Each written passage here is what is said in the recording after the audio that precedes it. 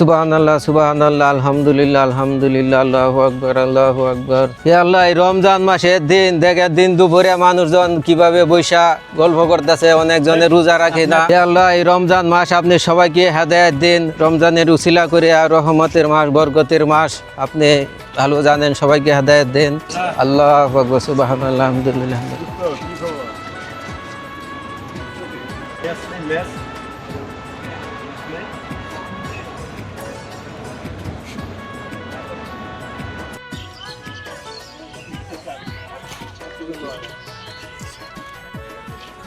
রমজান মাস ফুলাহানময় মুরব্বী মানে না, দেখেন রাস্তার পাশে বসে কিভাবে পানি খাচ্ছে। রমজান মাস আল্লাহ সবাইকে তুমি হেদায়েত দাও।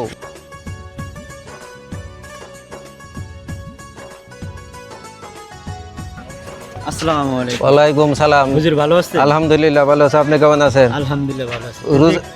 রোজা আছেন তো? জি আলহামদুলিল্লাহ রোজা আছি।